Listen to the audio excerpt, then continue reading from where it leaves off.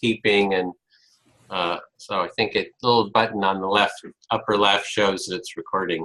Mm-hmm. And I'm also, we have a, I'm going to put the link in. We have a shared Google Doc that you can write in, and I'm going to be periodically taking notes, just like that idea about candidates having empathy circles with each other. I'm going to make a note here, so you'll see me typing, and that's kind of what I'm doing. You can also type into that document. I think it's shared, so anybody can go into it.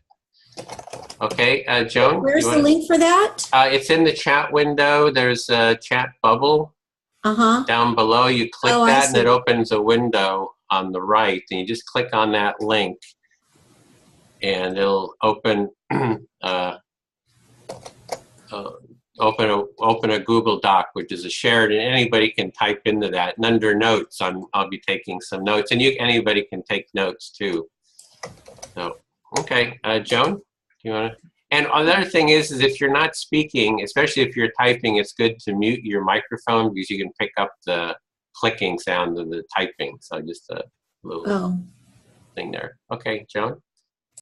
Hi, I'm Joan Kentz, and I have a background in healthcare, a nurse epidemiologist, and also a 7th through 12th grade health education teacher.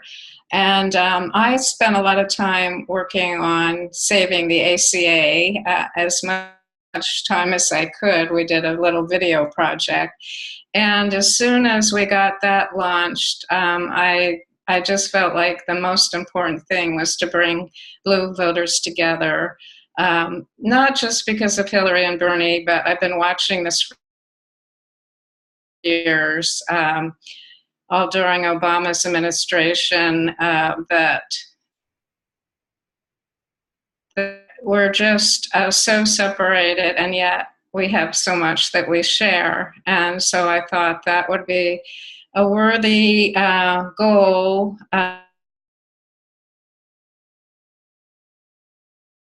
It's a little bit about me. Edwin, your microphone is off. It's off? Edwin's is. Yeah, you're muted, Edwin. I'm muted. I was just saying that your audio is breaking up. If it keeps breaking up, you might want to turn your video off so you have more bandwidth for the. Is that Bill or me? You, Joan. Oh, okay. I was breaking up the whole time? Not the whole time, just a little bit of it. So okay. You could actually stop your video. I think that'll give you more bandwidth. Okay. And it's on the bottom left. Yeah, I see it. Okay. Okay, Bill? Well, I'm a retired special education teacher. I taught severely emotionally disturbed kids for 37 years. And I'm interested in basically developing, going ahead, unifying, creating community. And when I thought about this, I think that the only thing that really separates me from other Blue voters is whether they're violent or not. It's the violent issue. And a lot of the Occupy, I agree pretty much with the whole slate, but not the overturning of trash cans, not the the disruptions. And because I believe that breeds fascism. I mean, you're not talking. You're basically forcing your point of view on somebody else. So I don't know. It's a tough one, and I've thought about it. But we certainly wanted to. I like Will's idea a lot. Role modeling that. I thought that was a really great idea, and hopefully we'll have some more. So that's me. Okay, thanks. Yeah, I made some notes about those on that page. You'll see it under notes. And so with with our group, we've been meeting. Lisa and Joan and I have met for probably a couple of months, and then we had some meetings that Bill or Will was at, and we had about 7 or 8 others there. And so we did have one of these circles previously, and this was sort of a track to focus on the empathy part. And so we want to do in this circle is to actually practice empathic listening. So, I mean, Julie is, is a counselor. I mean, you're familiar with the listening part. And so we want to actually practice that, because I see this as a foundational skill that, if we're really good at listening to each other, learning empathic listening, it's good just for team building.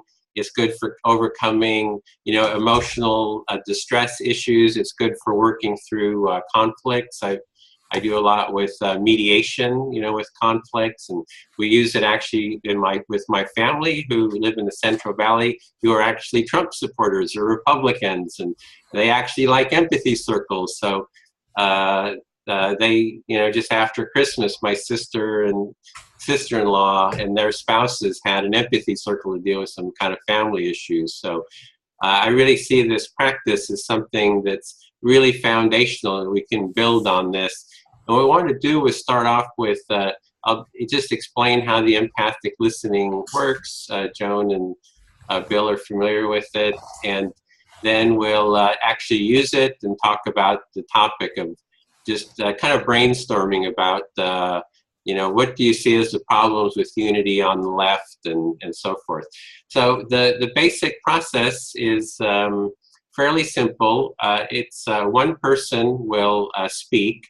So for example, I would select Bill, and I can say whatever comes up for me, on this topic of, how do we bring blue voters of the left together? And, what are the problems that we see, on the left? And for example, I was hearing violence was one that Bill, you just mentioned. So Bill would reflect back what he heard me say. And would you actually just do that, reflect back what you heard me say just so far? Oh, sure. So you were talking about, let's see, various ways to bring blue voters together. And so you were talking also about my issue of violence. And that's just about the gist that I got. Mm-hmm. Yeah, and we're going to go through this process of how empathic listening works. Yeah, the mechanics of it. Yeah, the mechanics of it. So I'll speak to Bill. Bill reflects back his understanding of what I say, and then I can, say something else, and he'll reflect back. And you can keep speaking until you feel like you've been heard to your satisfaction, or 5 minutes is up. And then, so as the speaker, you want to pause often to let the listener reflect back their understanding of what you said. And then, then you can say some more, and they'll reflect back, and we go for the, until you feel heard or the 5 minutes is up. And then once you're done, it would be the listener's turn to speak. And then that would be Bill, for example, if I was speaking to him, and he could select anyone in the circle to speak to, and that person reflects back what he's saying until he feels fully heard or 5 minutes is up. And then that listener selects someone, and we just go around, and we're just going to explore this topic together using this empathic listening. And if someone is speaking to you as the listener, you can ask for that. You can say, if you're starting to be a lot, they're saying a lot, it's like, I'll never remember all this. Say, stop. Let me just reflect back what I'm hearing so far. And so that's one thing you can do. But otherwise, you don't want to ask questions. You don't want to, analyze or whatever. All you're trying to do is reflect back as clearly as you can what it is that the person has said to their satisfaction, so they can really feel understood. And then if you're, so there's the speaker, and then the active listener, and then we're going to have, that leaves us 3 silent listeners. So as the silent listener, you can go into the Google Doc and actually take notes, because we want to take notes of what we hear. and we'll go for about an hour, and then we'll have about half an hour to kind of clean up those notes and create some minutes out of this. So if is everybody able to type in that document? Is everybody I able to? don't think, for me, no, because I'm on an iPad.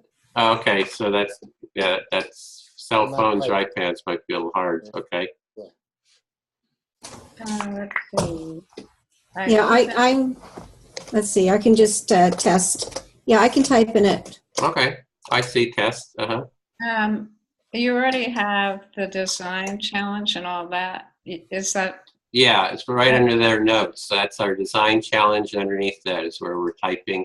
And again, when you're typing, you're going to want to mute and then unmute when you're ready. Okay.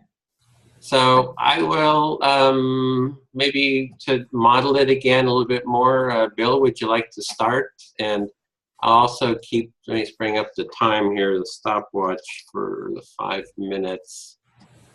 And let me set that.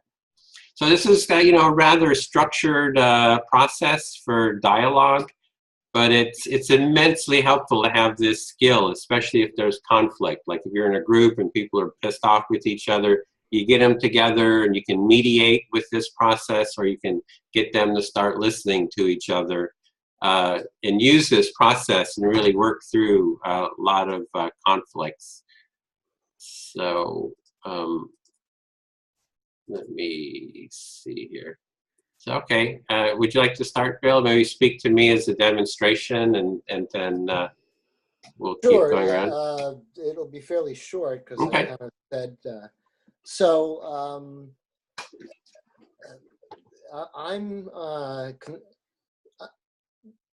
let's see, the problem, or I don't know if it's a problem or a creative challenge, let me put it that way, that I see is creating a decentralized movement with unified goals, where people don't feel coerced, but they're goals that are universally accepted, and so that other people, so that we can kind of like focus our energy. If we don't focus our energy, nothing's going to change. Okay, so let me reflect on what I'm hearing. Sure. So what I'm hearing is you wanting a decentralized movement, but the way to bring that together is to have a centralized goal. So if you have like one goal everybody's working together towards, then that's kind of what you're envisioning. Yes, it is. Thank you. I've been heard. Oh, is that it? Okay. Yeah, pretty much. Is there more? No, is there? Maybe later. No, I don't. Okay. Right now, no. Then I'll speak to Joan. Are you there, Joan? Okay. Yeah. So for me, what is it? Is there's so many divisions within the left. You know, there's like personality divisions. There's, you know, political strategy divisions. There's, you know, there's just there's such a wide variety of divisions, you know, to be addressed.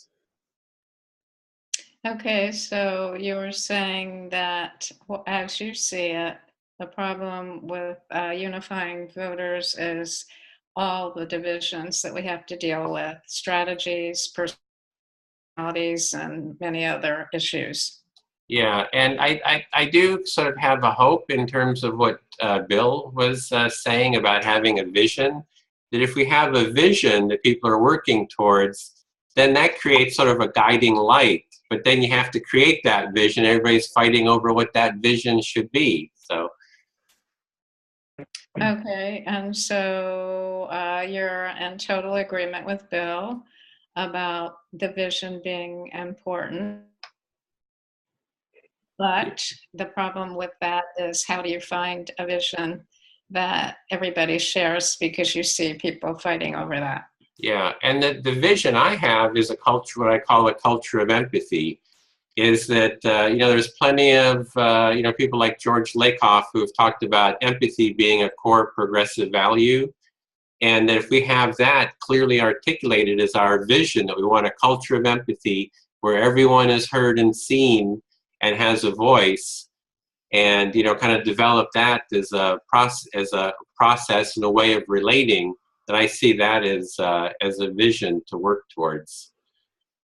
Okay, so your focus, and you're in agreement this time with George Lakoff, is that the only way to actually bridge this problem is to have a culture of empathy as a vision. Well, that's one way. That's my suggestion. That's what I'm offering. Is That's that that's what I yeah, said. The way you see it yeah. is that should be. Uh-huh. So it's more about the process of how we relate. I see that we're in a, do we want a power over democratic country, or do we want an authoritarian country, which Trump, etc., are really modeling, right? I mean, that's what we're kind of in this. Do we want something where everyone has a voice, everybody's heard and seen, and everybody's voice is included in the vision, in the how we move forward and contributes, or is it going to be the oligarchs and so forth just telling us how it is, more or less? So, and so I see that as sort of the power with or power over model of how we're going forward. Okay, so now you switched over to talking not just about blue voters, but you're looking at what's happening nationally with the those of us that need to speak out, and those that are in power right now taking authoritarian measures and kind of squashing, this isn't your exact words, but squashing the rest of us, and how do we go forward in that kind of environment?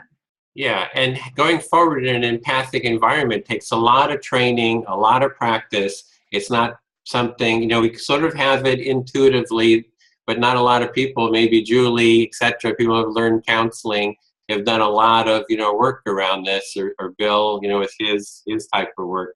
But it takes a lot of training and a lot of practice to do this, and a lot of skill building to develop these skills. So we need not only the vision, like I would say an empathic vision, but also the skill building to for how we relate with each other. And to overcome differences. Like, all those differences is really about people listening and dialoguing and empathizing with each other to overcome those differences. Okay, that was a lot, but basically we're saying it's not only thinking empathy is the most important way forward, but actually having skills. And you mentioned some professions, you focus on empathizing, and so that you build up those skills and you feel like this is something that is needed. People need to work on empathy skills. And then you said something right after that. What was your last statement? I'm sorry. I feel heard, and that's my 5 minutes. So thank you. Yep, that's 5 minutes anyway. So you're up. You can select who you want to speak to. Okay, I will speak to Julie.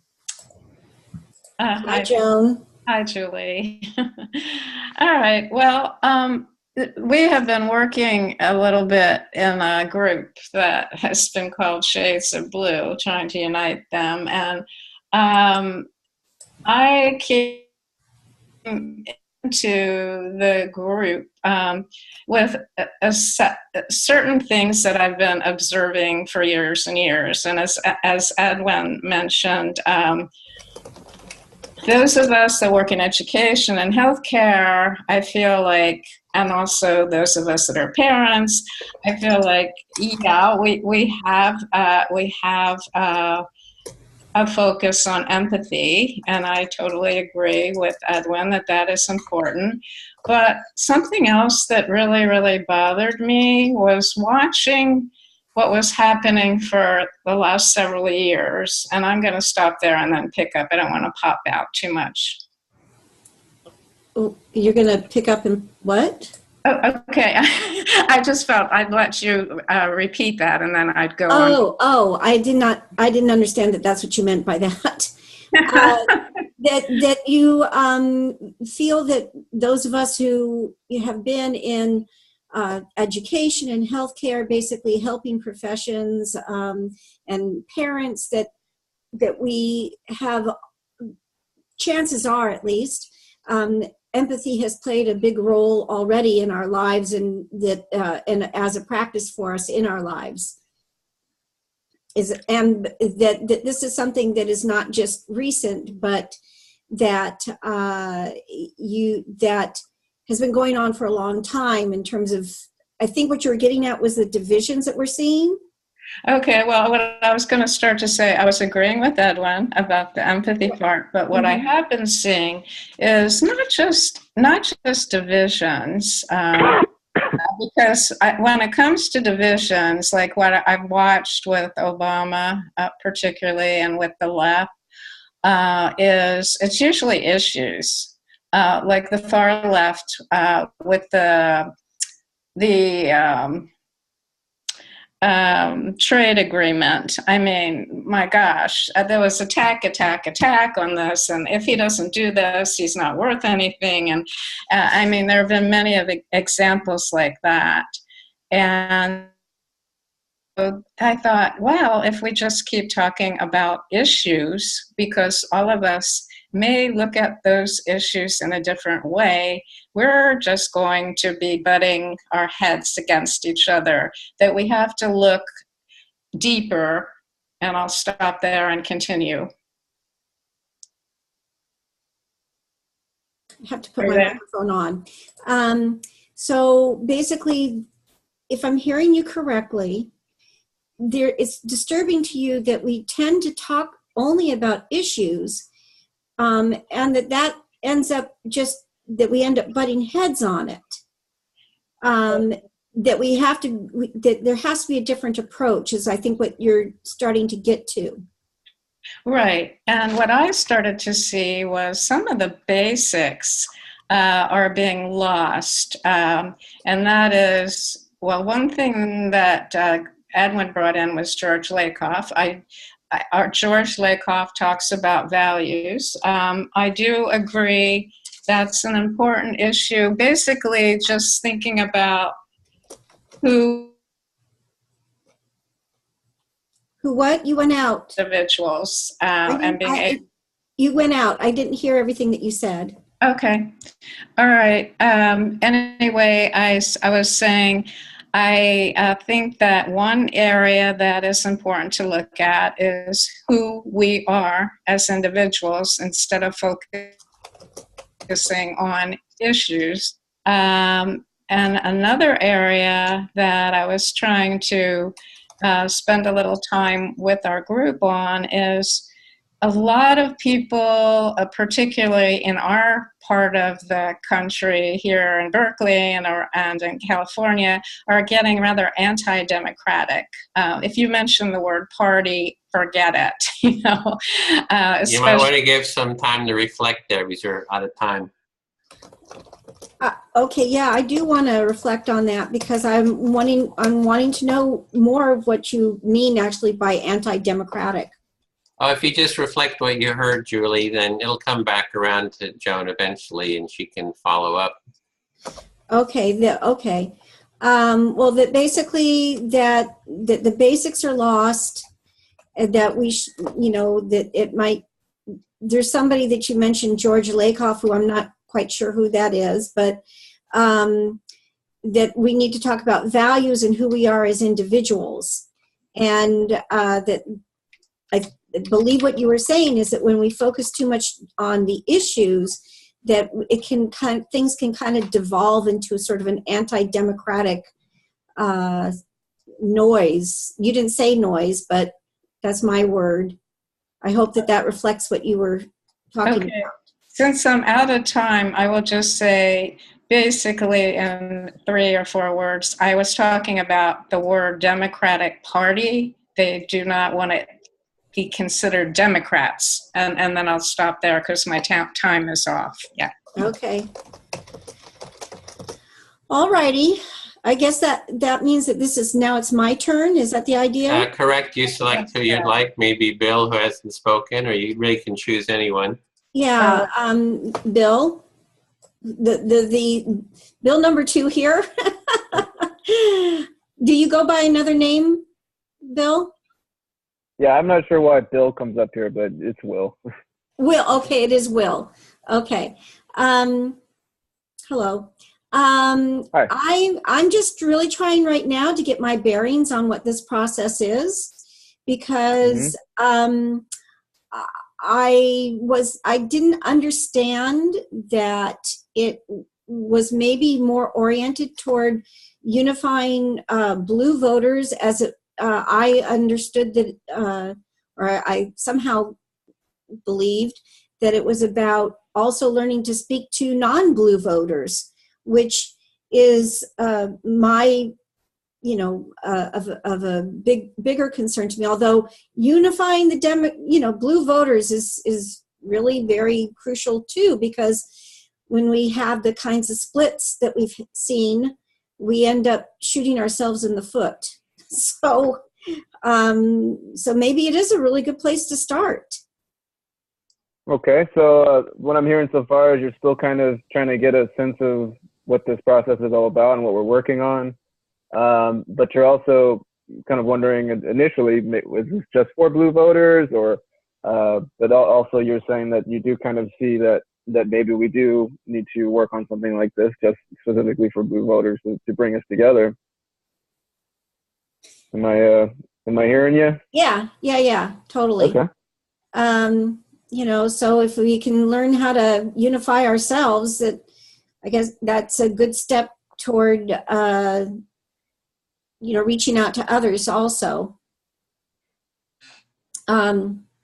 Yep. For me, I've gone to go back to what the other bill was saying about violence, and, the proper response to the kinds of, authoritarian rule that seems to be infecting our system right now.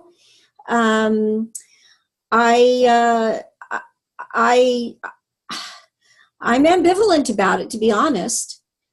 I feel as though, while it's not something that I would participate in, or, there's a part of me as a Jewish person who feels like really happy when somebody slugs a Nazi in the face.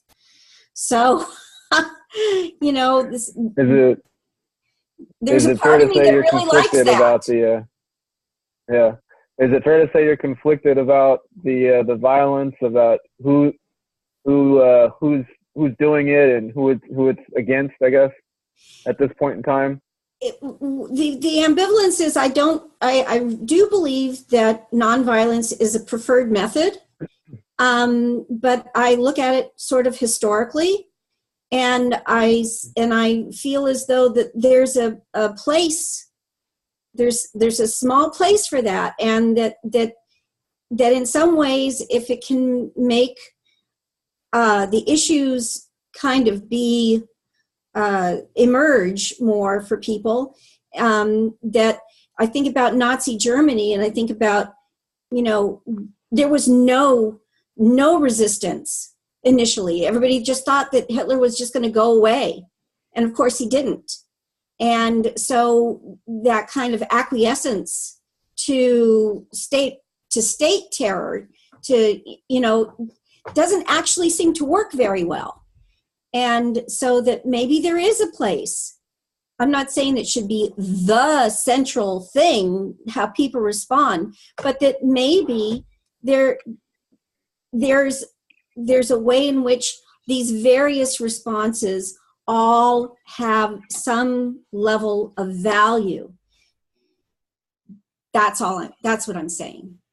That was a lot. Okay.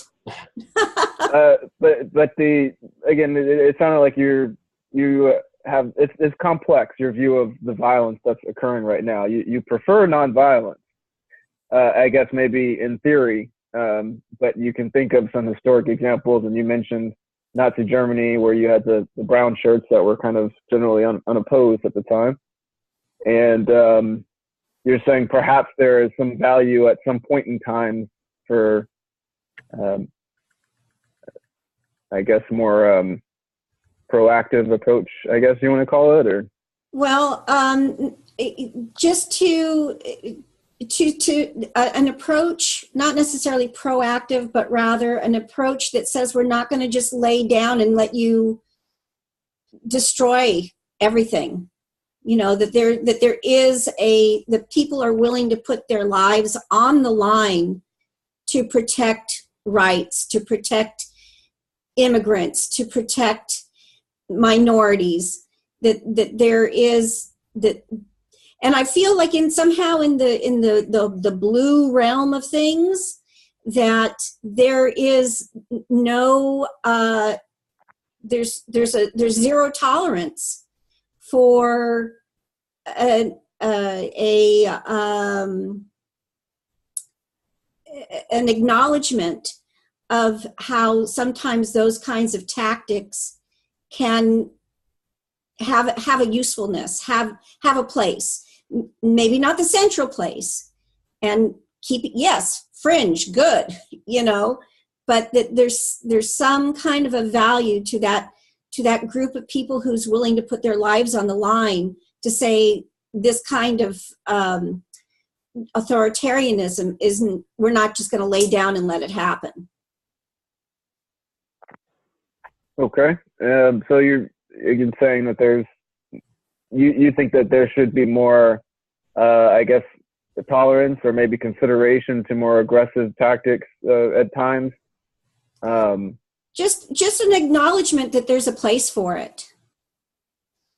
Okay. That we should question the zero tolerance, I guess. Yes. Approach that tends to be favored by Democrats.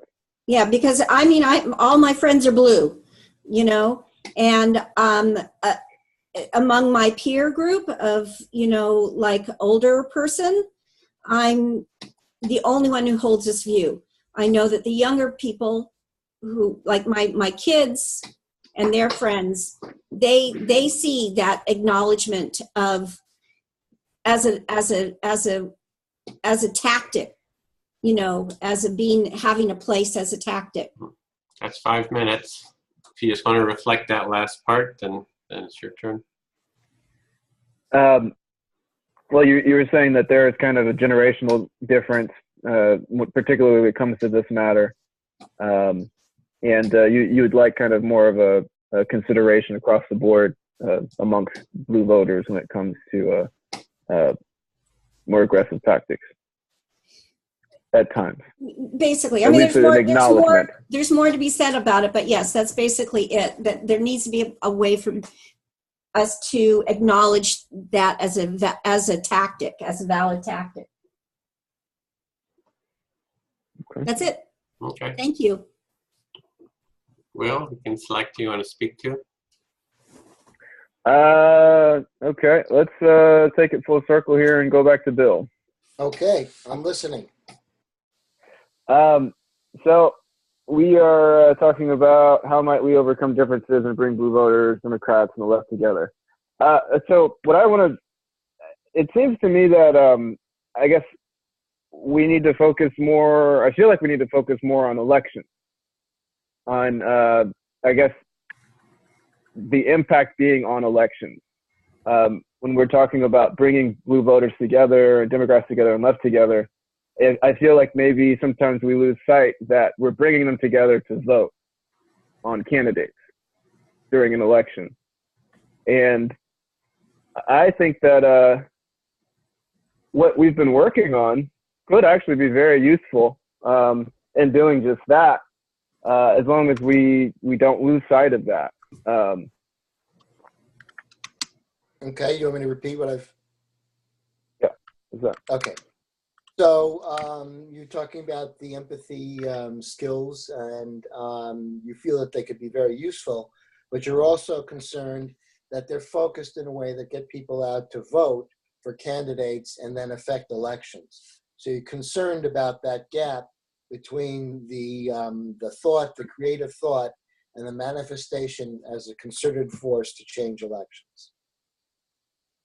Correct. And I think that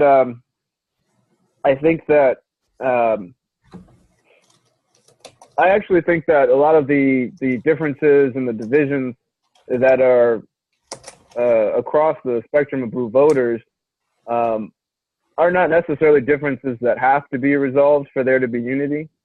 I think that some of them are just merely philosophical differences that probably there is no resolution to, but again, are not obstacles to kind of forming a more unified blue voting bloc. Okay. So I'm sorry, but you're talking about the various different shades of blue and different types of blue voters, and then how to make them an effective force for a voting bloc. I think I missed some nuance in there. I'm sorry. Yeah, that's okay. It's actually kind of more to a point that it seems like you were making earlier when you mentioned about decentralized movement with unified goals. Right. And I think that is entirely possible without having to focus on building like compromises and consensus. Yeah, I'm sorry. So the other part is that there doesn't necessarily have to be a monolithic agreement on the left, as long as we can agree enough to come together. Correct. Yeah. I'm sorry. Go ahead. Correct. And I think that in itself can be achieved, particularly after primaries, with similar exercises that we've been doing with these civil discourse exercises in which we talk about our background. When people start reflecting on why they believe something, I think there does tend to be a lot more overlap, despite any differences in strategy or priority or ideas.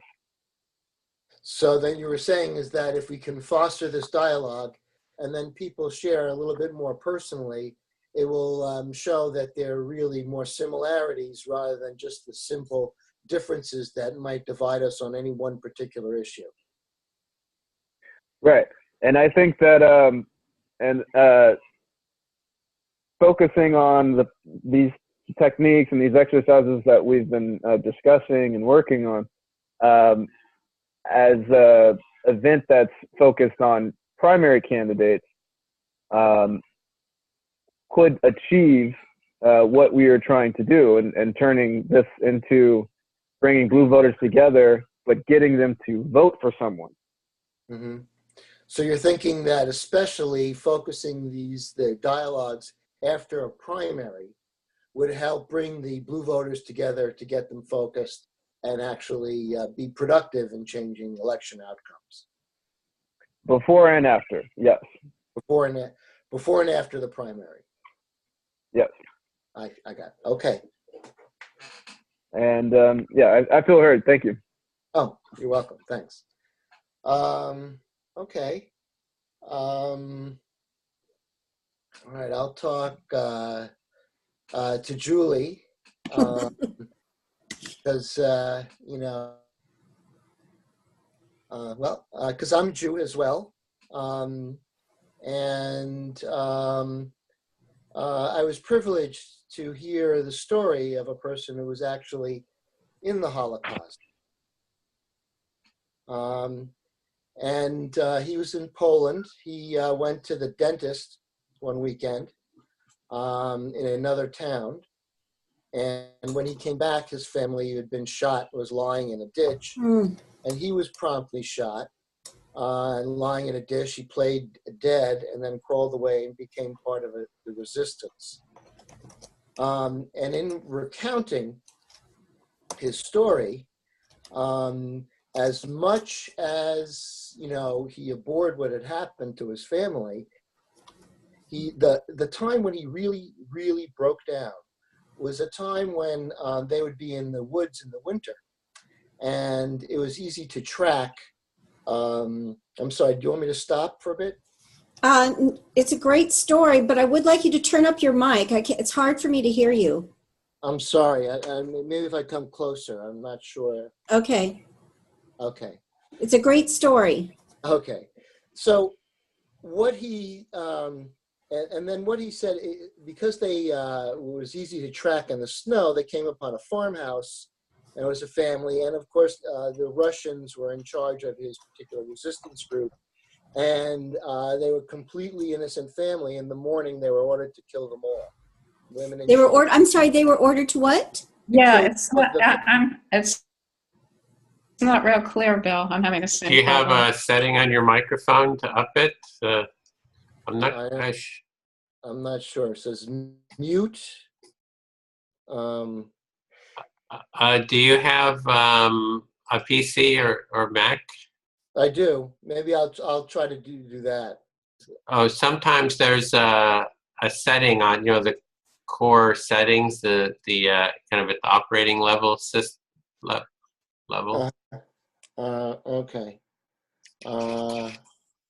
Unless well, somebody else knows how to I don't know how to raise it anymore. And that's right. I'm gonna sign off here, and I'll try to sign on to my laptop, and maybe that'll be. Okay. Oh, He's on his phone. Is that what he said? Oh, okay. So, oh, I see. Isn't it the volume? Oh, I guess the Zoom. I'll have to install it. oh, Okay, I'm sorry. Okay, forget about that. I'm just listening very, very closely. So the farmhouse. So the farmhouse, and they were ordered to kill the family. The They killed them in resistance. cold blood. The resistance members were ordered to kill the Russian family in the farmhouse? Yeah, they weren't Russian. They were Polish. They were out, the Okay. Russian was a Russian. And that's what he was, and I think that's an important lesson. That's the lesson that he wanted to tell us from the Holocaust. I do understand that there's a time to defend yourself. I mean, certainly in my work, I was presented with certain things, but you create safety and barriers. Like for instance, I taught nonviolent crisis intervention. And so that's just my heartfelt thing about violence. Violence, I believe, is fascism, whoever perpetrates it, because by its definition, it means that you're not letting the other person have freedom. You're going to enforce your will. And so I think that, yes, when you defend it, if I'm attacked, yes, I don't consider myself better, but I do see how violence just ruins everything. And that's it. So you're making a case against really any sort of violence apart from just definitively defending oneself in a very Right. situational way. Yes? Yes. I overall, I don't disagree with that. I mean, although I guess that's not what I'm supposed to be doing right now is saying that. I'm supposed to just reflect back what you said. That's right. So once he feels heard, then you can respond. Do you feel heard, Bill?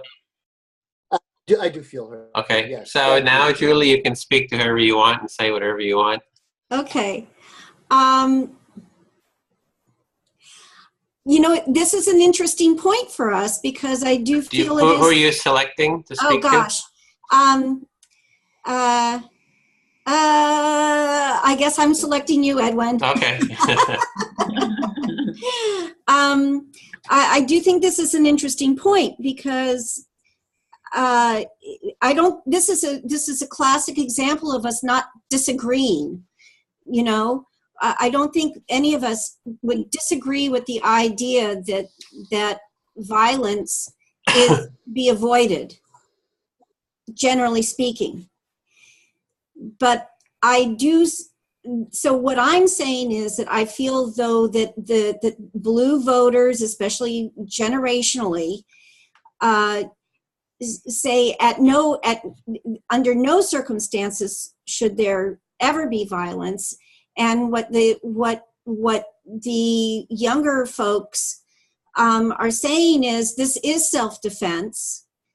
you know, that if Nazis are coming to our, and you know, with tiki torches and mowing people down and that sort of thing, to stand up and say, not in my town, not in my park. Okay, let me see if I get this. Sorry. So you're saying that you don't see that there is a lot of difference in what we're saying or what people are saying here about violence, but your observation is about the young people who are saying that there is this time for violence, like if you have Nazis or whatever coming with their tiki torches, and people will say, not in my town, not in, you know, our place here. So that you're sort of like saying that is what the young people are saying, is kind of what I'm getting. I'm saying that there is a faction of blue voters who I feel have a legitimate, you know, a legitimate place among blue voters.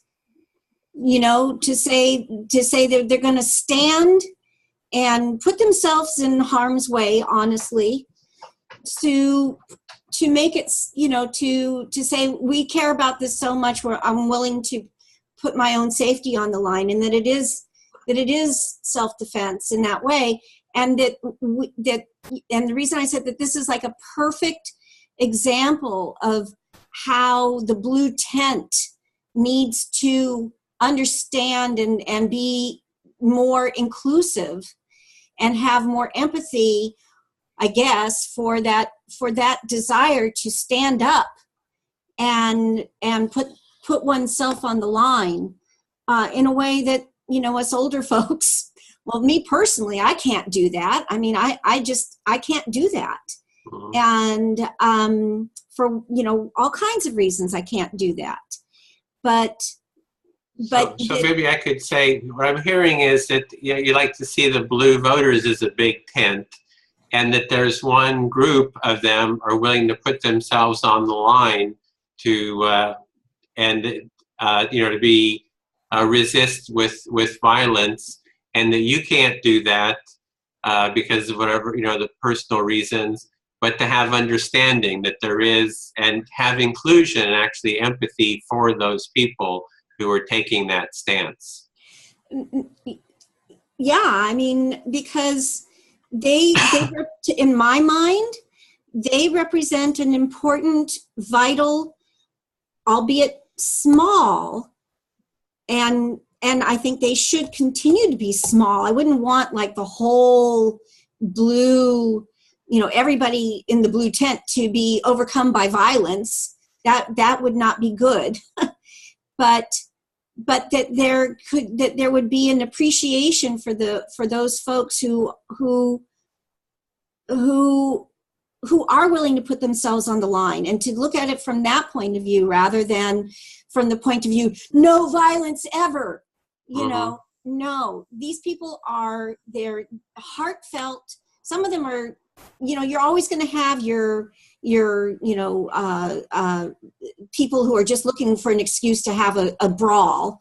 You know, you're always going to have those people, and no matter where or what your identification is, but an appreciation for standing up to fascism. Mm-hmm. So you would like to see an appreciation for that slice of the blue voters, or the left, that wants to stand up to fascism and maybe even use violence.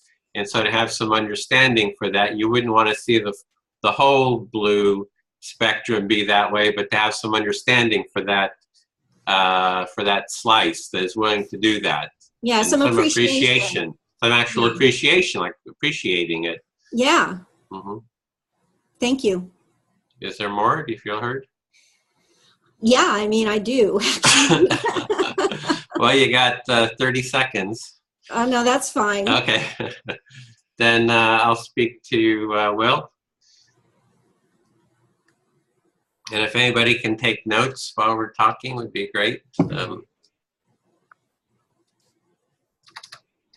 Yeah, we've kind of gotten into not just the blue voters, but kind of the whole left-right, topic here. And I guess that's okay, because whatever values we have, I think, need to work with blue voters as well as, across the whole spectrum too. So I guess that's okay. So it's okay that we're kind of expanding our discussion a little bit, talking not just about blue voters, but just generally about differences in other ways. Yeah, because this actually goes to what I've been working on quite intensely with our empathy tent. So we have an empathy tent. We've been going to these demonstrations where Antifa and the right have been. We've been going there and actively advocating for a culture of empathy in these environments. And we've been in the middle of these street fights where, the pepper bombs, the M80s, the stuff's flying through the air, the knockdown, drag out, fist fights. I mean, we were there trying to be an empathic presence. Yeah, you're saying that the fact that this is expanding, this conversation is expanding out to more than just blue voters is okay, because that's kind of falls within the purpose in general of what you've been working on with the empathy circles and bringing very different people together to try to see empathy in each other and to try to. Yeah, and I would say, even the problem is if we can't have empathy, I think, with the other side, then it's just in-group empathy. And I'm looking at kind of a universal empathy, kind of a value of really overcoming what we've got, this political division, right? Within the country, there's this political dysfunction, and we need a whole new radical culture of empathy to really replace the whole ball game, seems to me. Right. So you feel that this process is more to the point that it's okay that we're talking about this as more than just blue voters, because your hope is, and it seems like that just adding more empathy in general to our political system and to the political conversations can help across the board. Not just with blue voters, not just with left versus right, but generally just in the country and on the whole. Yeah, with blue voters too. So, for example, when there was that big rally, the so-called Nazis after Charlottesville, coming to Berkeley, I reached out to the organizer of that rally, who happens to be a transvestite, Amber Cummings. Everybody's calling her a Nazi. And, she's having people come. Maybe there were some, Identity Europa group that would come, but there was all kinds of different races coming, and everybody was lumping her into this Nazi category. They're creating a bucket and throwing everybody into this Nazi or, white supremacist bucket, which I thought was a little over the top.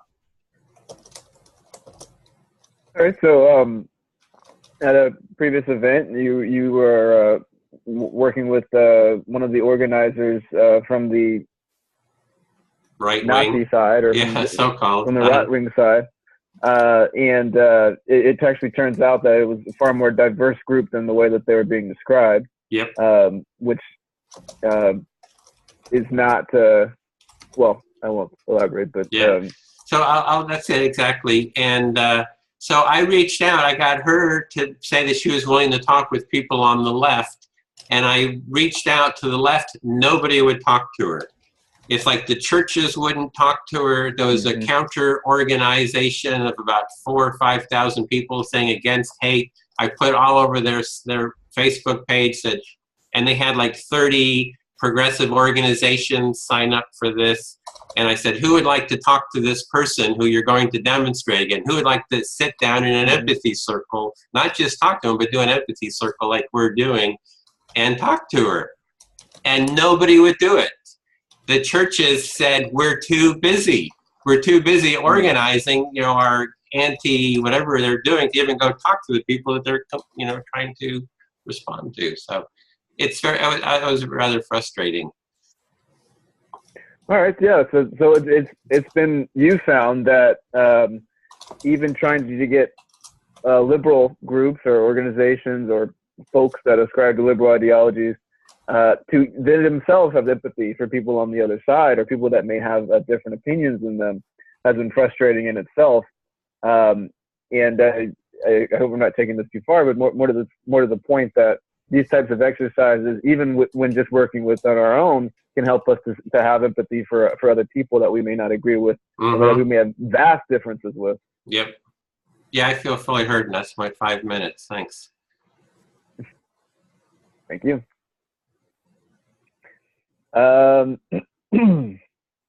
Let's do Julie. Hello. Hello. I think Edward just kind of made a really good point about all this. And maybe we're not supposed to directly focus on what other people have said, but it did kind of struck me as something that I did not really take into account until we're talking about this. You can say anything you want. That this type of a work can indeed have an impact on the whole on our entire political system, because the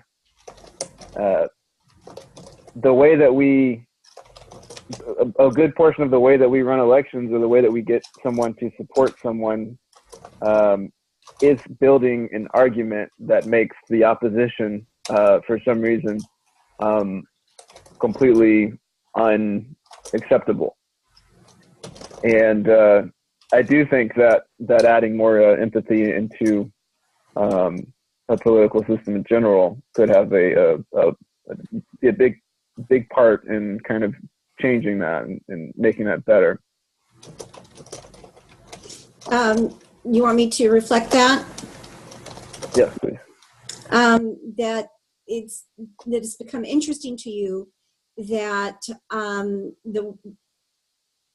that how the things work here is that the opposition is just usually painted very negatively, and to make it completely unacceptable, such that it becomes unacceptable in any way, shape, or form to, whoever they feel their audience is, really. But that by developing this, to use more empathy in campaigns, rather than this sort of total oppositional force, would help bring people together again. That there is a place for that. Yeah, and I do think that bringing it back to strictly blue voters, I was kind of looking at this as purely as a way to help us win more elections, and that has its merits in itself. But the overall, I guess, indirect effect of this could also be a vast improvement in political discourse in general, because we do have more of a situation where most people that are running against each other, like I said before, will build an argument that is against someone or something that is sold as unacceptable. And whether we're talking about two primary candidates running for a Democratic ticket, or a Democrat versus a Republican, or whatever, this could have a very positive impact in general to a number of things. And yeah, that's I guess that's been a little bit surprising to me, having as something that I've taken away from this conversation so far. So it's surprising to you, and it sort of sounds like a pleasant surprise, that this work that you've been doing for a while now with this empathy circles is something that is not just to unify blue voters for elections, but that is something that could possibly make a positive difference overall in our political discourse. Correct. Okay. Yeah, I feel heard. Thank you. Okay. I guess it's my turn to go to the next one, right? So, Joan. Are you Hi, still there, Joan? I am. Gosh,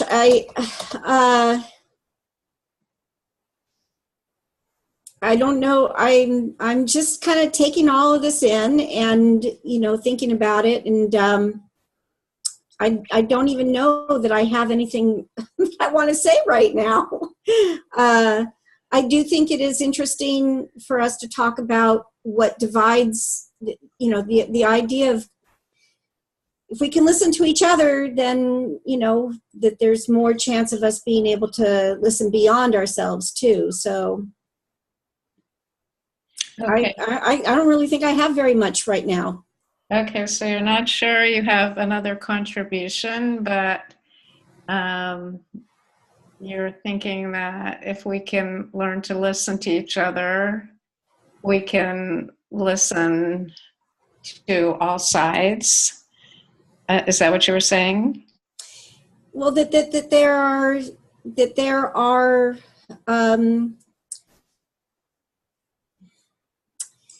that everybody has a valid, that they come from wherever they're coming from for a reason, and that if we can hear that and be appreciative of that it can help people to be less defensive. Okay, so you're realizing that everybody comes with their own viewpoint for a reason, and if we can just listen to that and accept it, then we will decrease the amount of, you didn't say violence, but inability to get along. We'll be able to get along better with each other. Yeah, and actually now that I did have this other thought, and I just kind of want to put it out there because I'm thinking about this idea of how when we have elections, everything is about the opposition and making the opposition look bad, and I found myself thinking about the media when that discussion was happening, and thinking about what role the media plays in fostering those divisions rather than finding ways that people can connect. And because I think that's played a huge role in our current divisions.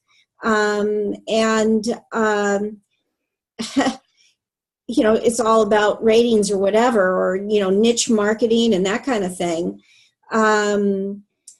So it makes me wonder, how can the media be brought into this kind of idea?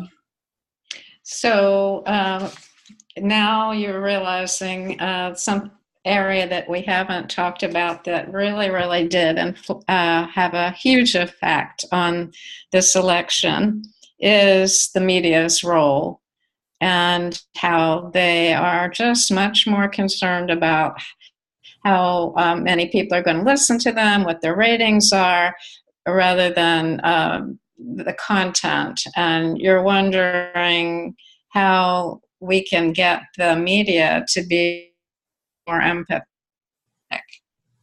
You didn't say, yeah. Well, to have the media play a more positive role rather than a divisive role. Right. I just said empathetic since that was our overall, what we've said. How can they help us vision, which is what they're doing now? I'm sorry, what? How can we, your thought was, how can we improve the way the media reacts? And because right now what they do is increase divisions between people instead of bringing people together. Yeah.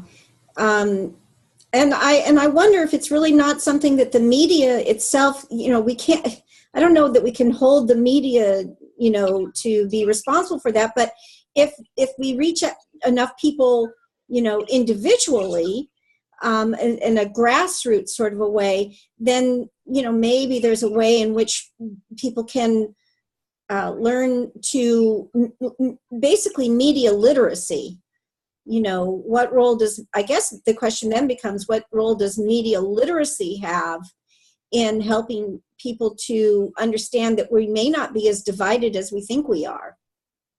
Okay, so now you're thinking that basically there needs to be a thought about what can we do about media literacy, because basically they're making us appear to be more divided than we actually are, and how can we actually help the literacy of the media? Well, the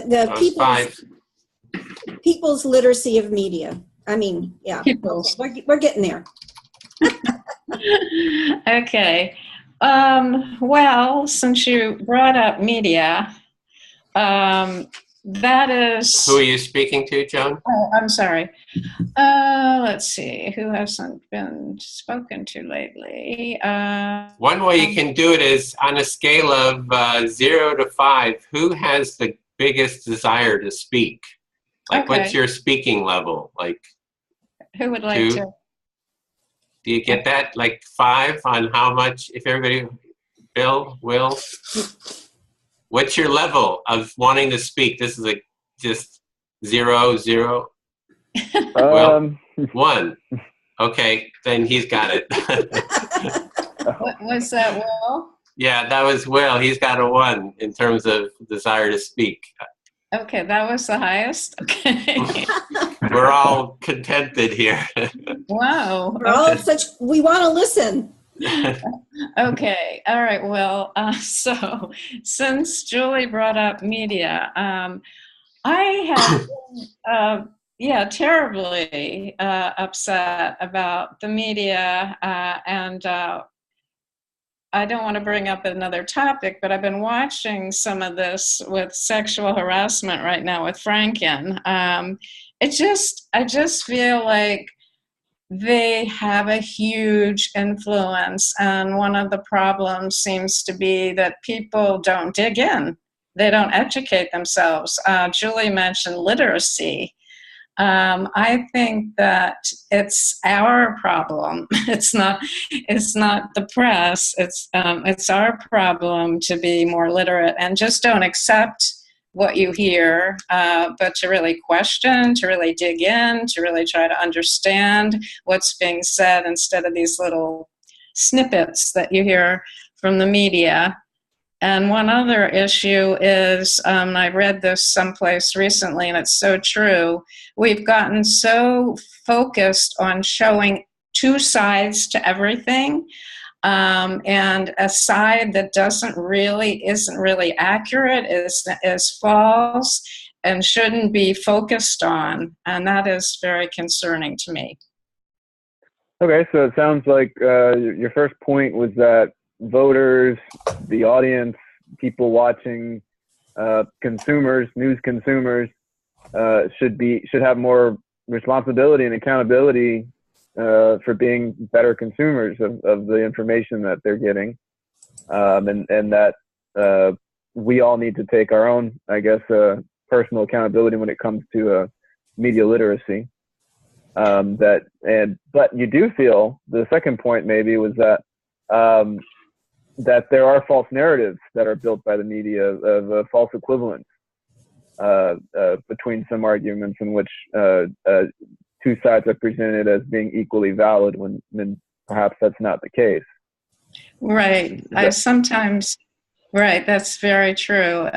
Even on NPR, I hear sometimes a lot more emphasis on crazy lies about, let's say we're working right now on looking at the budget and, what Republicans are saying, they'll spend a lot more time on that. And they're full of lies and stories that aren't true, and then hardly support the other side. And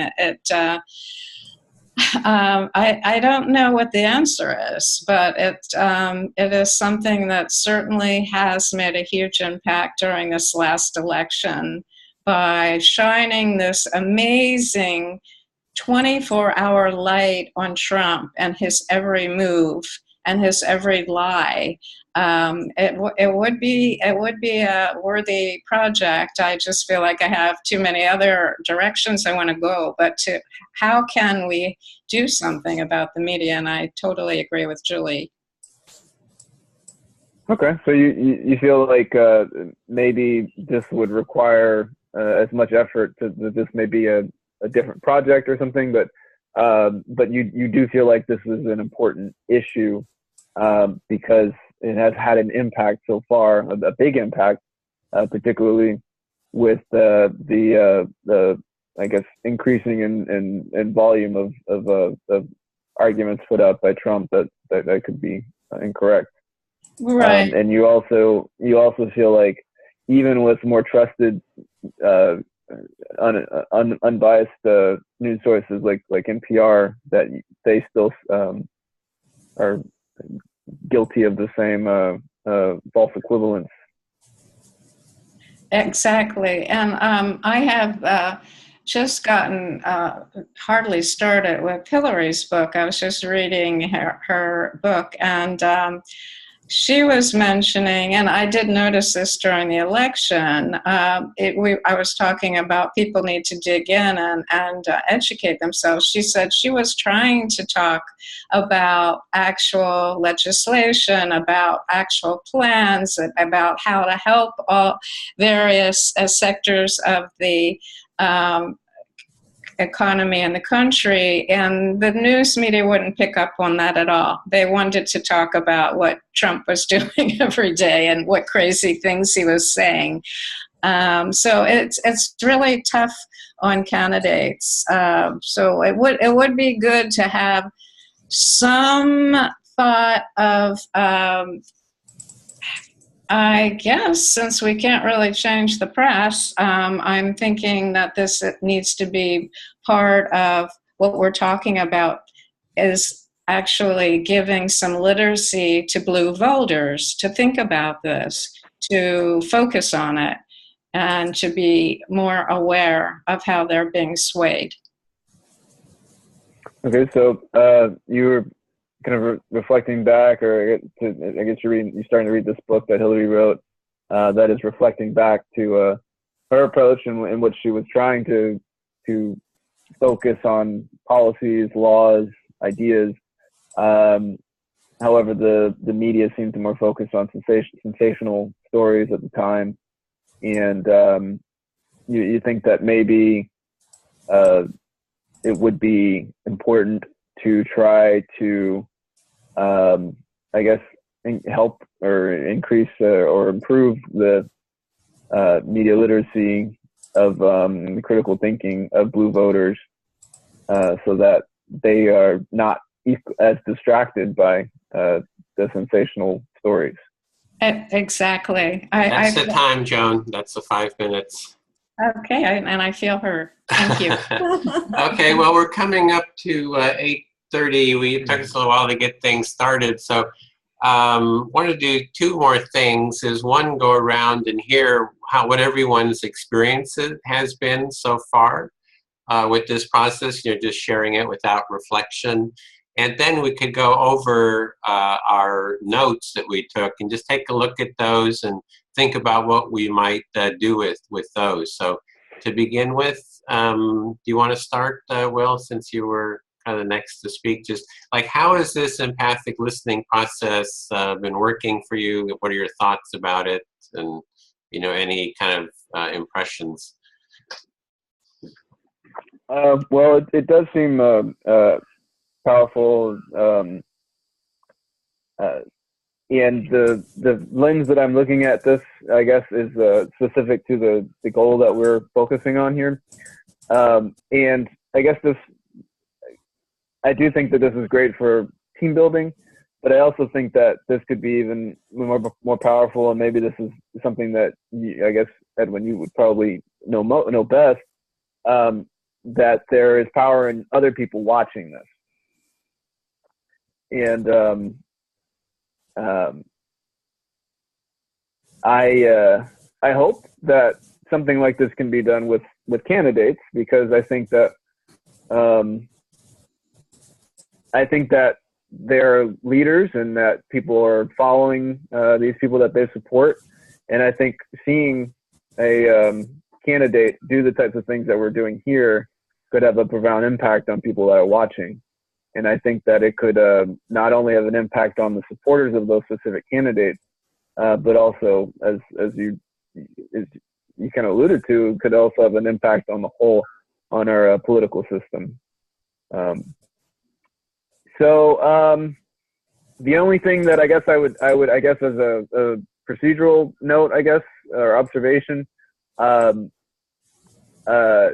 and I don't know how this would play out in other settings, but it does seem like there could be sometimes need for more focus on specific issues that we're talking about, which I know is not really like, not to say that that's a criticism of what we're doing right now. I'm just thinking about this as like a live event or something, with some panel discussion. But I'm also curious to know what the impact or the differences between, and again, maybe this is something you can answer, Edwin, differences between this being done between 2 people and like 3 people or 4 people, if there's a big difference in how this plays out. I guess, again, specific to this being a live event that the other people are watching, or it's recorded and watched later. Okay, then I've been making some notes here. So just quickly, powerful in team building. You would like to see this done with candidates. It could be, you're saying it could have a real impact on the political system. You're saying that maybe it could have a more focused topic, keep it more focused, especially if it's like a panel discussion, public panel discussion. And there's sort of a how might we question, how might we do empathic listening with candidates? So sort of a design question. And what is the differences in doing with 2, 3, 4 or more people? So that's kind of what I was getting. Bill? Or Bill, do you want to share any thoughts? You're muted. Yep, Bill's muted. There he is. Yeah. Okay. So are we continuing the circle, or is this just kind of like a wrap up? You're muted, Edwin. Edwin, you're talking, but you're muted. I'm muted. So it's a wrap up of how your experience, and without I'll take notes and just share what the notes are that I took. Okay, so well, my experience is that I find this is interesting that it brings together people of like minds, but for largely meeting a lot of new people, and I like that. And I share Will's kind of concern as to really how to focus that energy and produce some tangible, sort of results. And that's it.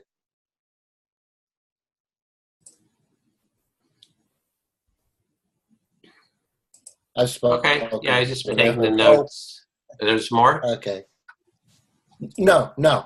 Okay, so you're finding it an interesting experience that you're bringing like-minded people together, and you're also having that same concern of how do you be focused, but also how do you take some kind of an action or have tangible results come out of it? Thank you. I've been heard. Okay, so Yes. Actually, I'll just give a quick comment on that. Maybe I won't. No, we'll just go around and hear everybody's comments first. Joan? Well, I'm pretty familiar with the empathy circle. I would say that was what Will has said and Bill has said. I was all set to really focus on specific strategies on bringing Blue voters together. And we kind of went in all different directions. And not that it wasn't interesting, it was interesting, and it's always good to have, to be able to share your ideas. And so then I found my mind going in different directions than I planned on too, and things that I wanted to say, like when somebody was talking about white supremacy, for instance. I just will say it now because I didn't say it. I was just reading an article in the New York Times, a great big one, about a white supremacist, and it was like 3 pages, if anybody saw it. I think it was in the reviews. I can't remember which section it was in. Anyway, this journalist was determined to find out more about this white supremacist, and he found out he was, had a normal family life. He was an activist. He had a job. But he hated Jews. He hated, so in a way, that is the problem that I see. It's not just empathizing with somebody and being able to be cordial and be able to have a dialogue. I mean, you're not going to, basically the journalist was saying he wasn't trying to change the man. He was trying to understand why. Why would this person that seems basically normal, why is he like that? So that to me is where empathy is good. Definitely you want to empathize with everyone, but there's got to be more to it in terms of dealing with political dialogue and really going further, I think. Does that make sense? Yeah, so what I'm hearing is empathy is good. It's good to empathize with people, but there's got to be something more. It's kind of got to go deeper in some way. That, right. Especially around political dialogue, you want some kind of depth.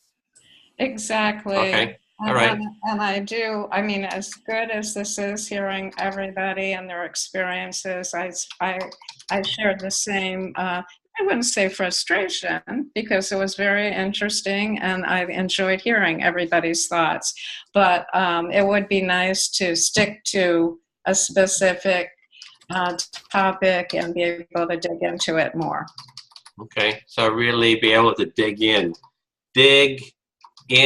and have some kind of tangible results that's what I'm hearing from others. Okay, Julie? Yeah, it's been interesting, and the idea of using empathy in some kind of like at the least primary, election process is of particular interest, and I think could actually be introduced on a really like local level.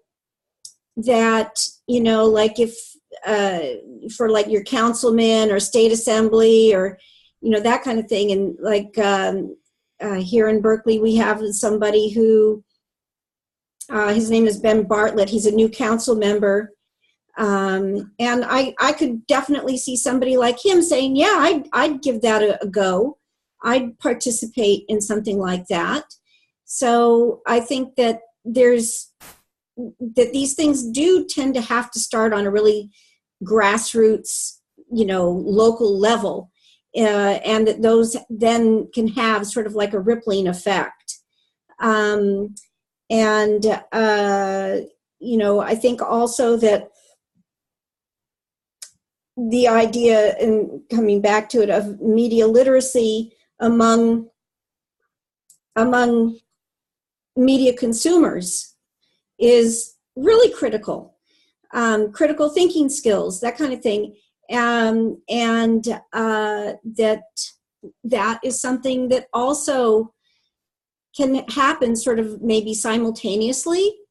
And if you have that kind of an approach to the a primary or candidates, instead of a candidates debate, have like a candidate's empathy, let me hear what you're saying, how, kind of a thing. That could be very interesting. And it could, as people consume that as media, that could help build greater media literacy simultaneously.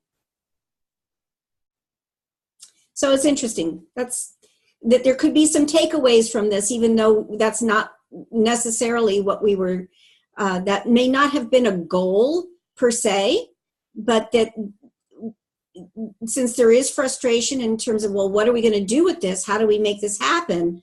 That those could be good takeaways. Okay, so I will reflect here. So you're seeing that it's, you're kind of resonating, I think, with what Will was saying about actually using this in the primary election process.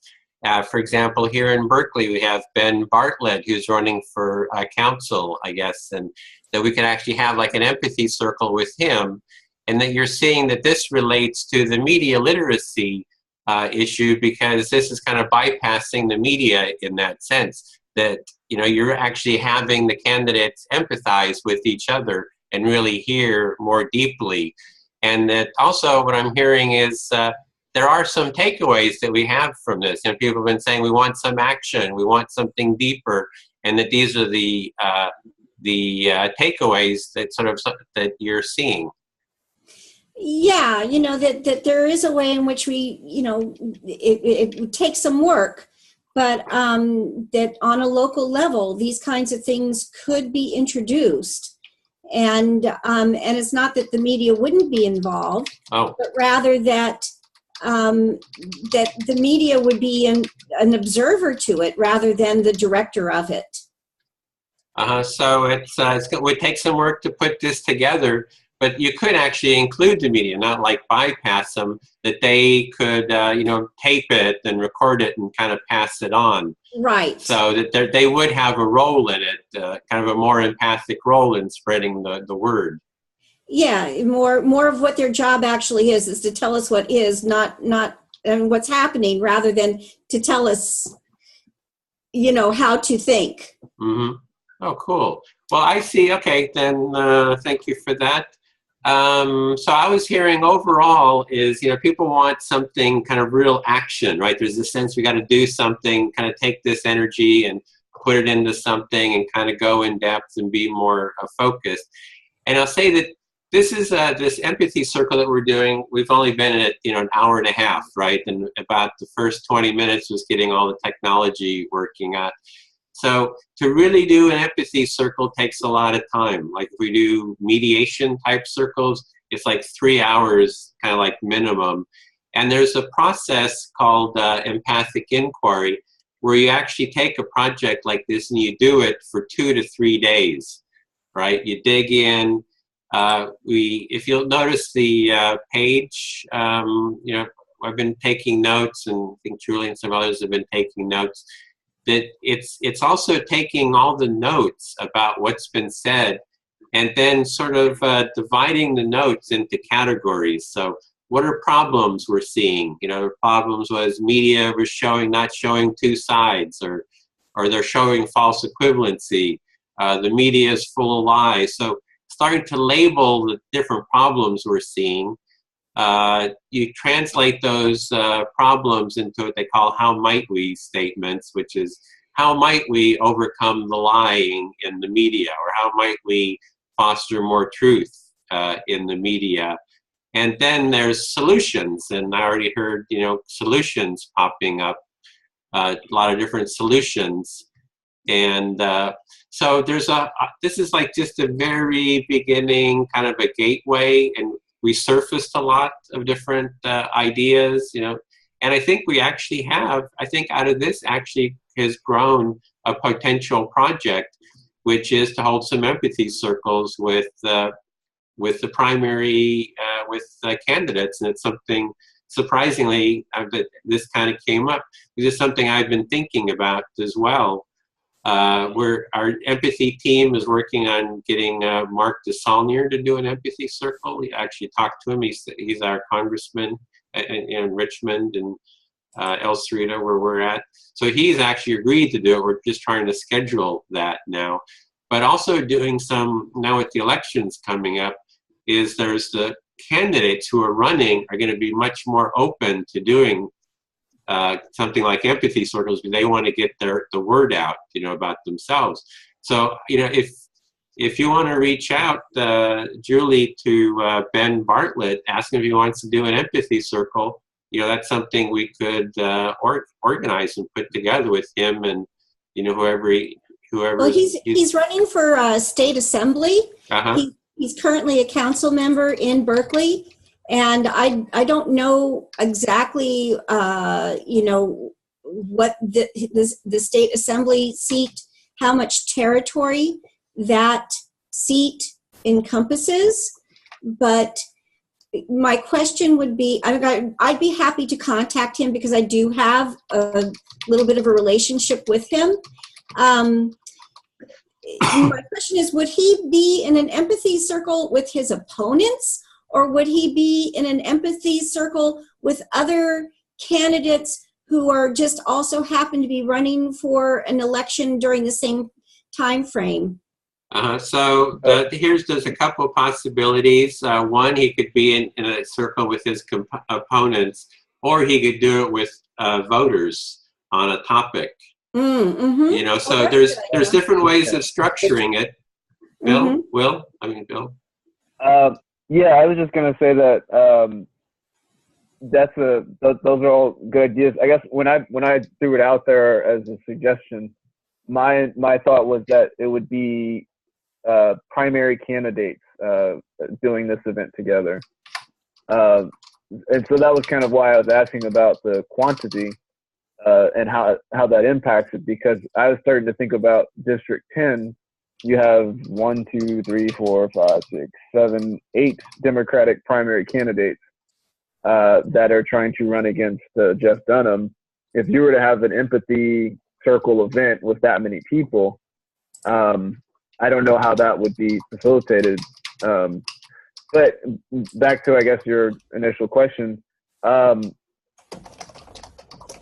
perhaps maybe a voter that's not convinced, or maybe some people that,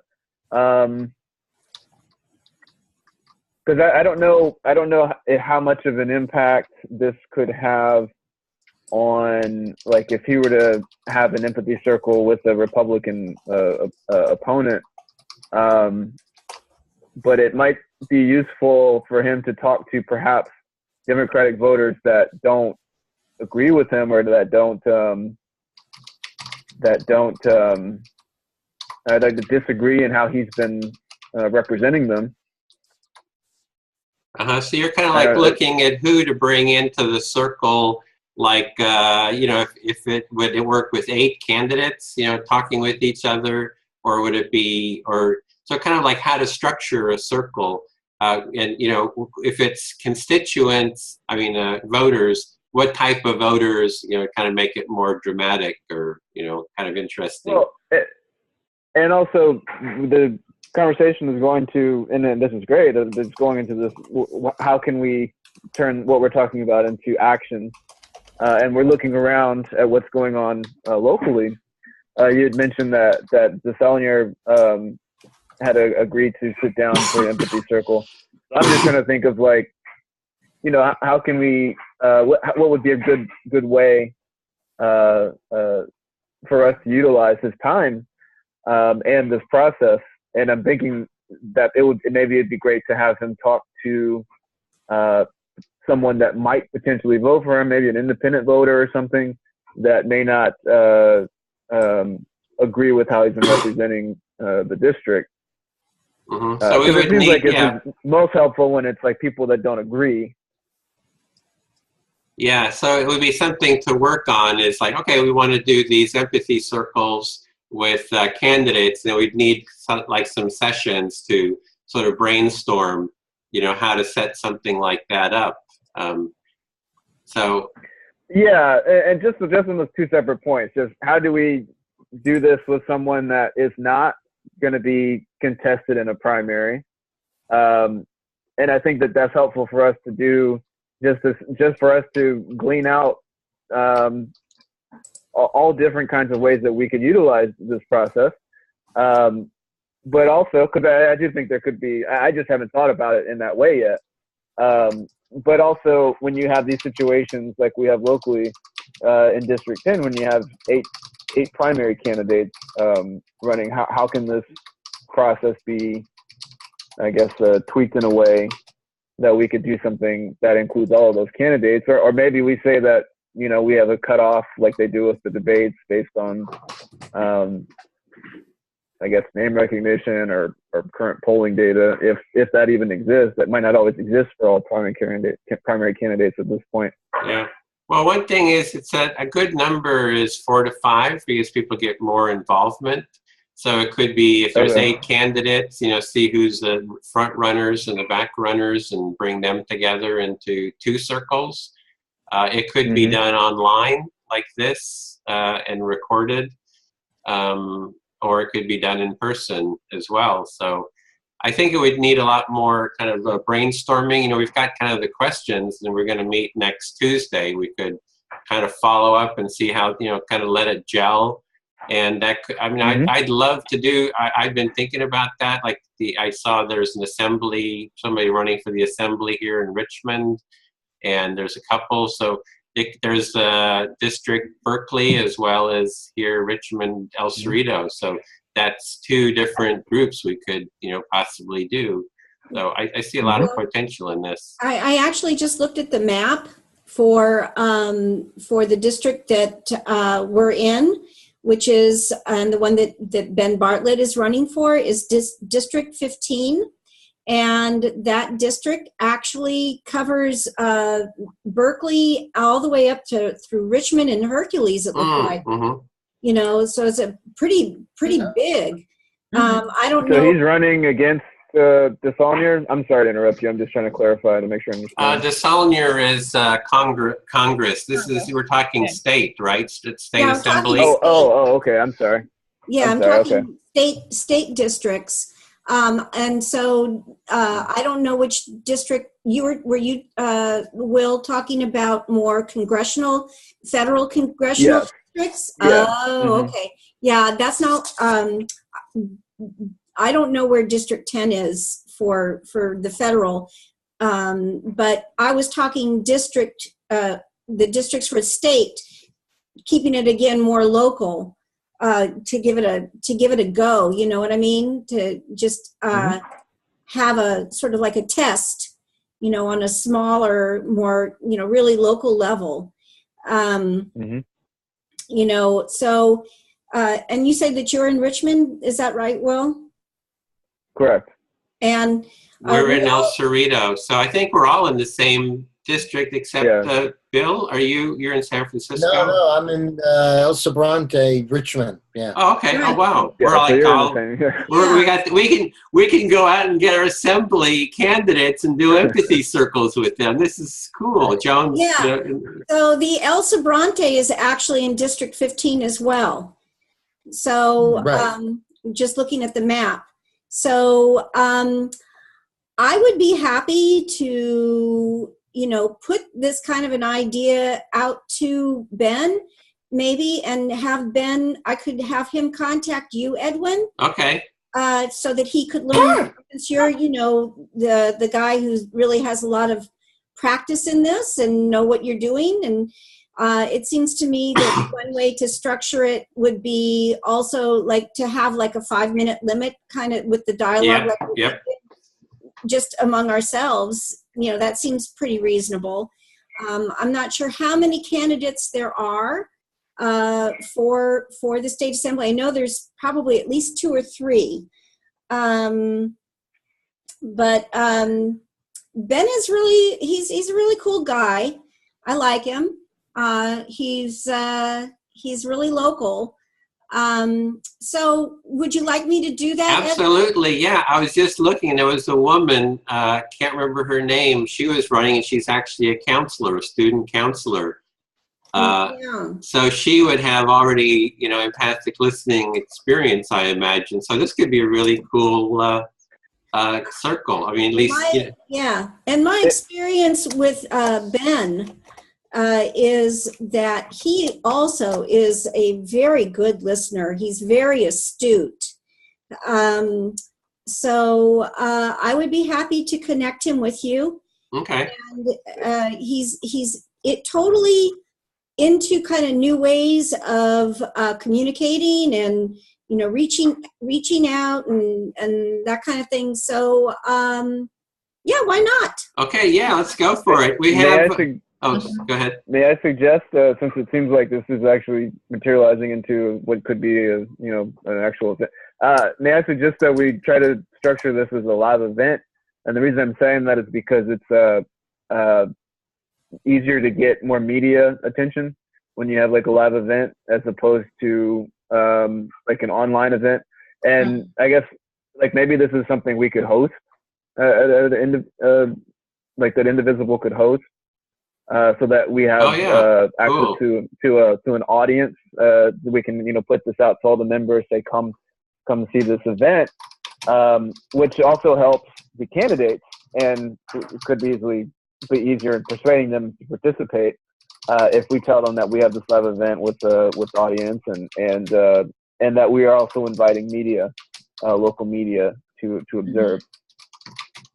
Okay, so would you like to organize that? Kind of start looking at like where and how to kind of set up Sure. a space, and like who do we talk to about scheduling that? We'd have to find out who all the candidates are, and okay. Yeah, I can definitely help with that.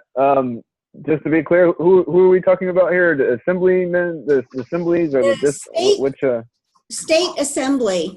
So like if you do a Google of Ben Bartlett Assembly, he's running for State Assembly District 15.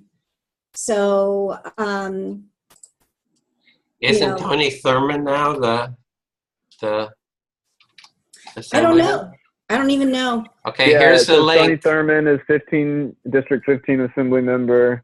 Is he running again? Do we know? Maybe he's retiring. Joan? No, I think Tony is moving up from that. He's going. I'm googling it right now. So I just put the Wikipedia page in there for district. Yeah, sorry. I tend to focus on national politics, so this is good that we're doing this. I just can not lose sight of what's going on locally here. Now, so Okay. wish everybody goodbye. I'll see you tomorrow. Alrighty, and we'll be meeting next Tuesday, same place, same time. Gotcha. All right. Okay. Good Good talking to to meet you, everyone. Bill. Thank you. Thank you. Bye. Okay. Bye, Bill. Bye. It does say that there's another candidate, Judy Apple. I think someone mentioned that she's running as well for the spot. So yeah, this could be great. Like maybe we could have them both come. Judy and, Apple. sit down and do this. Yeah. And let's see. Also running is Buffy Wicks. Oh who's yeah, also we know resident. Buffy. That was the person we know. Yeah, she's very good. Dan Kalb is also running. Do you have a link for this? Oh yeah. I'm looking at Berkeley Side. This article, Berkeley Side. Here it is. Probable. Why are they saying probable primary election candidates? Does yours say probable? I don't think they've all filed intent to run. Oh, okay. So Cheryl Sudeth, 1, 2, 3. Yep. Andy Katz. 4, 5, 6, 7, 8, 9. Oh, I've heard of Andy Katz. Isn't Andy Katz an Indivisible member? I feel like I've met him at a meeting I before. feel like I know him too. I don't know. It says, I didn't know he was running. East Bay I have Mud. his email. Yeah, he's Indivisible. I have his email if we want to include him as I well. think he's part of our Democratic club. I think that's where I might know. Okay. Oakland City Council member. Oh, yeah. We were going to try to meet Buffy. We met her years ago. She worked with Obama. She was at the national level. That's 1, 2, 3, 4, 5. 5. Do you have this, Edwin? Should I send this over? I've got it. I'm looking at it right now. Okay. With the it's actually on our Google Doc. I just copied and pasted the names of the candidates. You know Okay. who was instrumental in setting up a greet and meet with Buffy was Kook. Kook had it at her house. Oh, Kook was in the first empathy circle we did. She was at the last meeting as well, too. Yeah, she's in Richmond. She's in, yeah. Oh, great. So I'm just putting together a list here. But Kook is very, of course, she wants to support Buffy, but she's very good at organizing events. Do you want to reach out to her, see if she'd like to be involved in doing an empathy circle, Joan? Okay, I just thought Will is helping with the event, but she's had. Yeah, I don't mind doing that. I just don't have Okay. her contact information. I mean, again, I don't mind just doing It's this. just that as well, too, I'm so. leaving on a plane tomorrow. That's why I said that I'm going to New York. Yeah, no, it's fine. City. I don't mind doing this. Okay. This is, So, I can reach out. I can try to reach out to all of these people. I'm going to miss. I'm sorry. So, do you want me? I can just send an email, Edwin, to you and to Ben, doing like an email introduction. okay. And And to Bill, you could maybe okay, put I us all don't on think it. I have Bill's I don't have any contact information for Bill. Do you want to put your email in the in the chat window, Bill? Sure. I mean, This Will. is for, you're speaking about Will? Okay, yeah, here's mine. Will, yes. I will. Okay, so this is my email address. I just popped it. Well, since Kook We could is, always, why don't we put it on this, why don't we just put all our contact Oh, information on okay, the document? On the Google Doc. What Right. happened to the Google Doc? It looks like it kind of, I'm not seeing the notes that we took. They're there. If you scroll down, we're down to Yeah, so scroll down. page 5. Oh, okay. Get down to page 5 is groups contact anyway, info. are you there, Will? Yes. Okay, I was just going to say it could be because Kook is so active in OFA, could be a combined event, OFA and Indivisible. Okay. Yeah, can you, do you have her contact information? Sure. Or do you want to, can you possibly maybe CC me on an introductory email or something? I mean, I met her at the last meeting. Maybe she might remember me. Right. Okay. I'll do that. Okay. Or just you can just put her information here. Like I said, we met. I think she'd remember me because Yeah, I think I so. had mentioned to her that I'm in Richmond as well.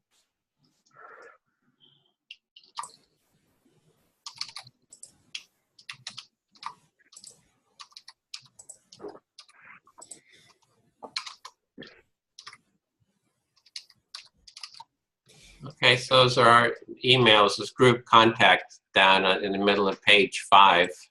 So Will, your last name must be, is it Wright? Correct. Okay. You're Mr. Wright 85. Mm-hmm. Okay. Oh, wait a minute. I don't have your, well, I was just trying to put you, you're not in my contact list. Okay. Well, It's on page 5, halfway down, group contact info. oh, okay. I just closed up. There it is. Okay. I bet you didn't think that we'd be coming to an action point, something actionable tonight. Not with so much fun. This has been really fun.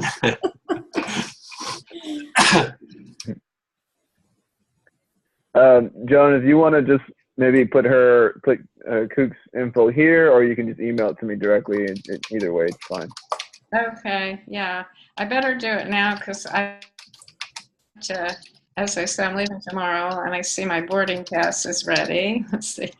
Subject.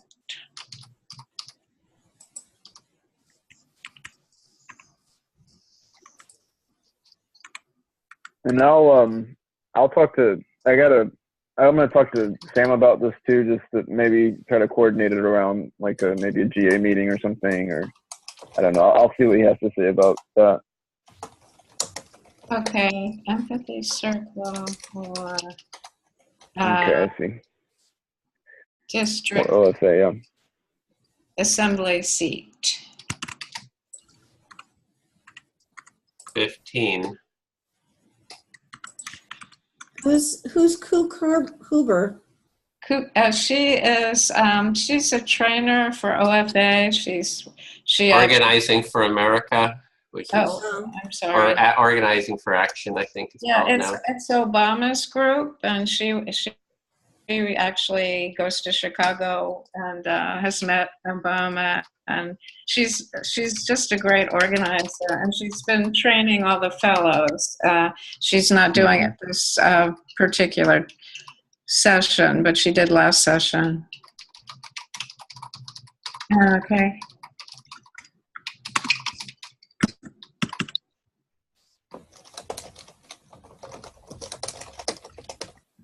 Okay.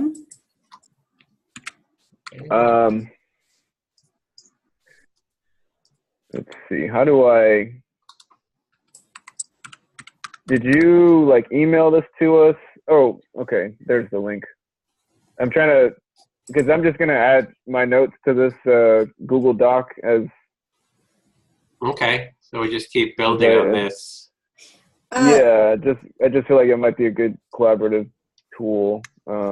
Does this mean that this Google Doc is already shared with us, or do we need to share it with us? Anyone with the link can access it, so only you all know the link. So Is that, which link is that? That I don't even know. Oh, it was on the chat thing, right? Yeah, and it's at the top of the page. There's a very long link. Right. And I'll actually make a short link for it. So if you, there's let me just double check. I think I made a short link at the top of the page. There's just a short j.mp link. So that will actually take you, let me just double check that works. Yeah, so that takes you there too. That's, I just put it's in the chat window. It's at the top of the document. Third line down, there's just a short URL. That'll get you there too. Get you here without the big long link. Okay. Okay, so we have everyone's, so if you find out anything new, just send the email to everyone in the group, or even to I'll big by ideas. this weekend, I should have more information on all this stuff. I'm gonna reach out to Coop tomorrow, and I assume she will be much. It'll be much easier for her to reach out to some of these people, but I'll also make an attempt myself. I know Andy, I already have his email, so. But yeah. Okay. Well, as soon as we'll get moving along. As soon as we're done, I'll go ahead and send an email to Ben and to Edwin and Will. Is that right? Mm-hmm. Yeah. And invite him to participate in this way, and that you guys can give him more information, and that we, are feeling energized by this, and yada yada yada. You'll see what I write. Okay, great. Excellent. And I think that'll be cool. Yeah. Yep. I'm looking forward to it. This is so exciting.